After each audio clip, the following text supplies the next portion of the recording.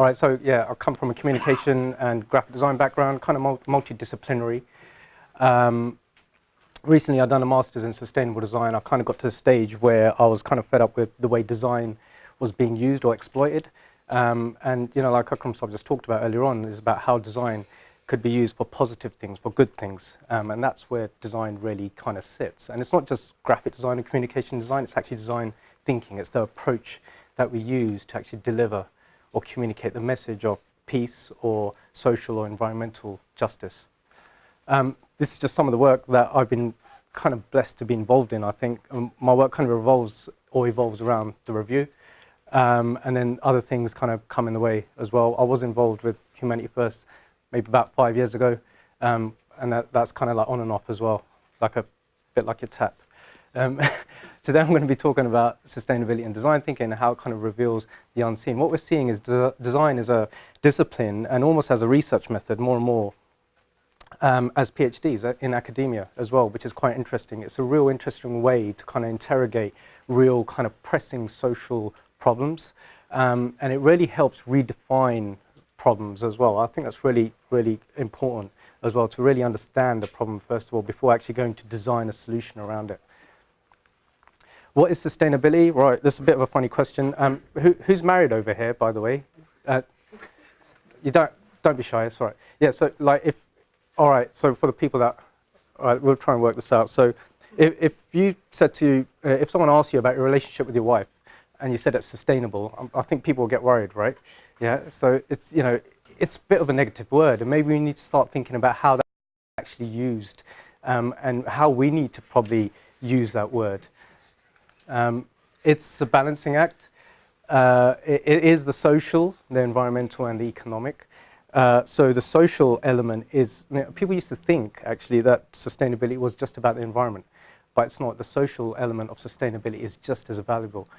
In fact, the people are just as important as the planet, right? It's also the 3 pillars of sustainability. Yeah, so it probably sounds like a religion as well now. So yeah, that if you drill a little bit deeper into this, you know, taking care of humanity, that is a social element of sustainability. Taking care of the planet, we know about that. And being fair in the way we do business. Don't rip people off. Yeah, that's the economic element of it.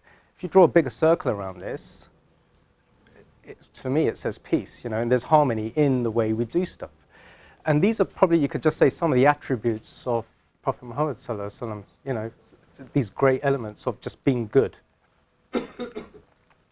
If you look at the social element, it kind of resonates from the message of what Huzur talks about quite nicely. In his, if you guys been following Huzur's Canadian talks, you know, they ask him, oh, so what are you here to do, and what is your goal? And it is about serving humanity, whether it's globally or whether it's locally. It's about serving humanity. The vehicle that we use to address this is called design thinking.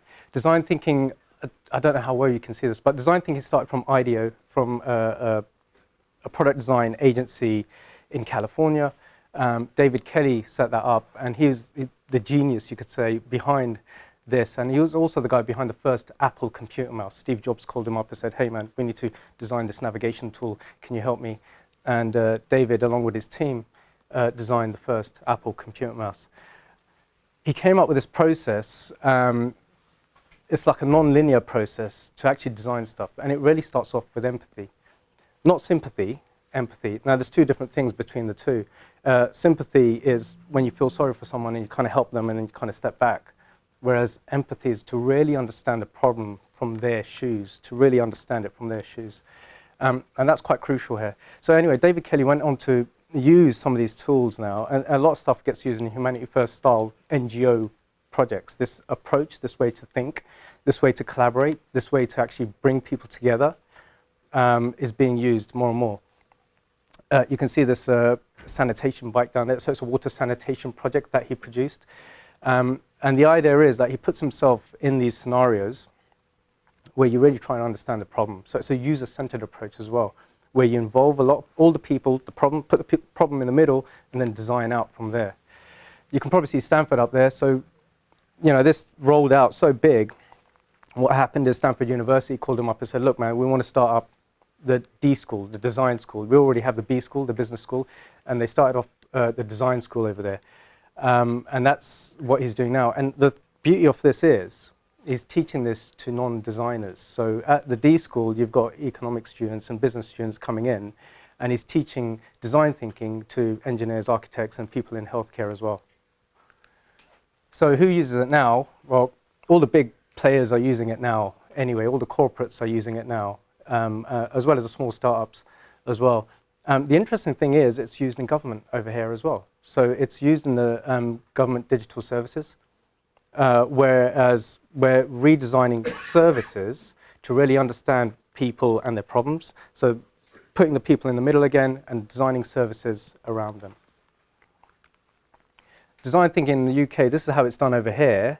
I was lucky enough to work with the Design Council last year on one of their briefs. And what they use over here is called the double diamond. The double diamond, the way it works is it's got divergent thinking and convergent thinking. And this is the process. So you discover, define, develop, and deliver. Now, the interesting thing here is that design used to be just the end. It just used to be develop and deliver. People used to think they wear black roll-necks in design agencies and they knew the answers. They'll crack it in a lab or something. But that's not how design's done.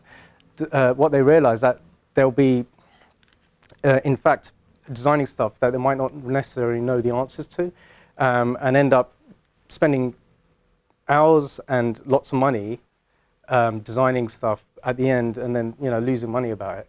So the whole idea of the first part of the double diamond is to really interrogate the brief and really understand what the problem actually is before you move forward.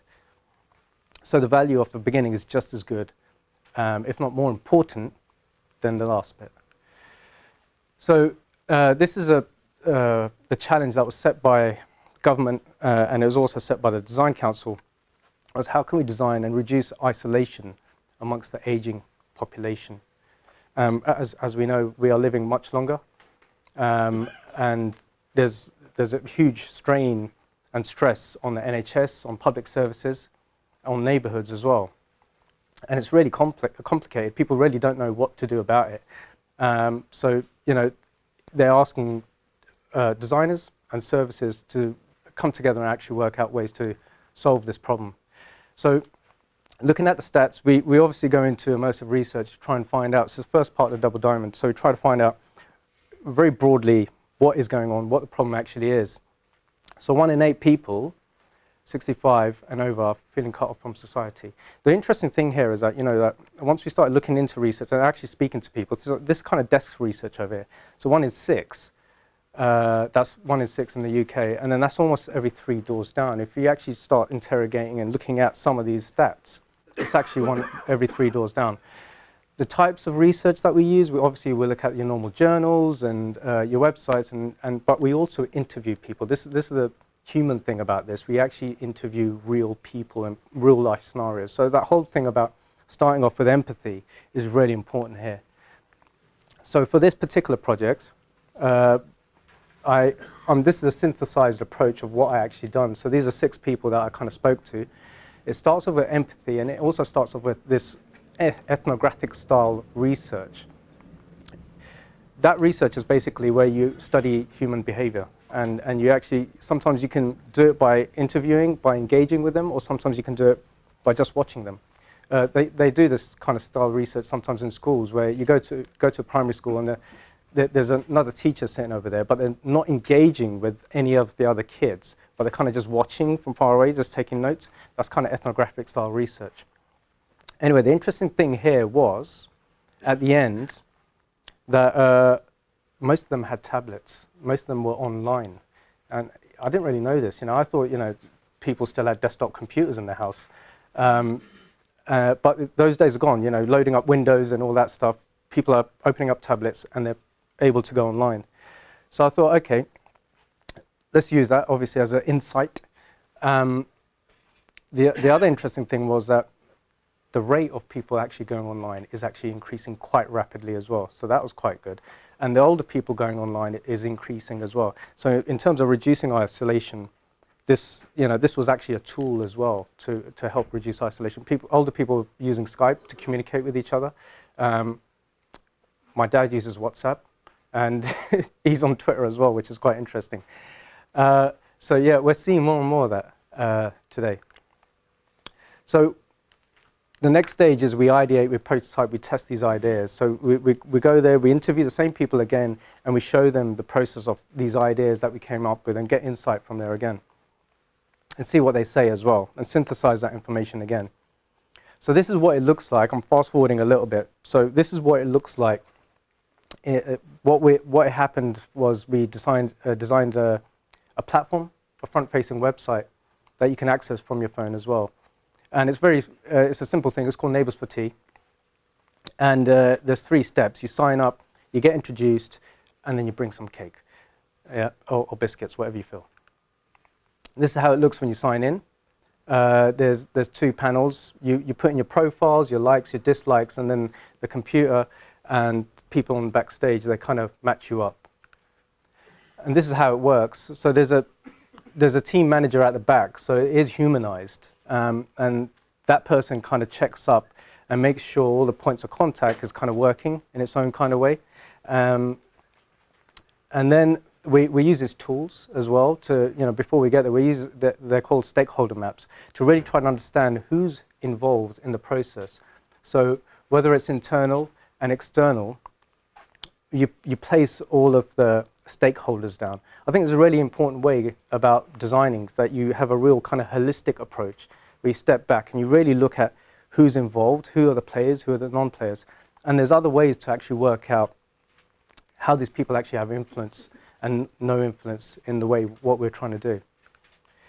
We use these journey maps to kind of work out how people navigate through this service, so we get a better kind of understanding of how this works. And again, this is where communication skills or communication design skills come in, to actually synthesize the information so people can actually communicate and understand what's going on. And eventually, we use a service blueprint. So the service blueprint shows you what's going on. It's pretty bad projection and pretty bad resolution here, but there's what's going on in the background and also the touch points at the front. So each touch point is actually identified and people know what's going on. Positive change. Well, we all know about connecting old people with young people. It has lots of positive change, and it increases well-being as well. And it also builds that element of a neighborhood as well, and it strengthens community, you can say. So that's really important. And small jobs all of a sudden get done as well, which is quite interesting. I got to know my neighbor quite well. The interesting thing was, 3 people just next to me, I got to know them quite well just by interviewing them and stuff like that. And very simple things of just going around and helping them do stuff, because their dexterity and the hand skills, opening jars and stuff like that, was pretty difficult. Was quite rewarding in its own kind of way. So that social element, again, you could say that social element of that humanitarian, you could say, gene in our body, kind of resonates through this kind of social project, you could call it. Einstein, he says this really interesting thing. So, we need to start thinking differently. And that's the whole point of design thinking, that it brings designers, non-designers, specialists all together at the same time, and we kind of bash our heads together and work out what to do and how to do it. But we need to change the way we think. And that's what design thinking allows us to do. You have all these different kind of outcomes. It's not always the same outcome. You have these approaches of all these different type of outcomes. Some books, if there is some further reading, if you do want to go into this, these are the kind of books that are kind of shared in academia. You've got Victor Papnek in the beginning. He's like the legend of sustainability and design. Cradle to Cradle, if you haven't read this and you want to learn about environment, sustainability, and how we're manufacturing things, definitely check it out. It's a very thin book. Creative Confidence, this is by Tom Kelly and David Kelly from Ideate. It talks about basically how non-designers are being more creative in the way they come up with solutions.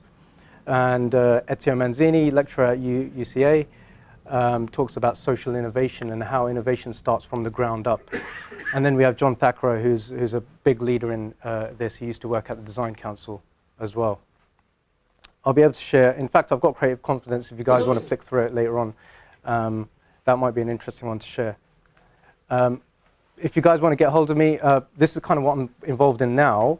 I've set up climate labs with a friend of mine, and we're working on social and environmental projects at the moment. At the moment, we're working on projects trying to raise awareness about pollution around schools, which is quite interesting. And we're tapping into different types of talents. So if you guys have got skills in chemistry and stuff, definitely get involved. And if you're passionate, I suppose, just get involved anyway. And that is it. Thank you.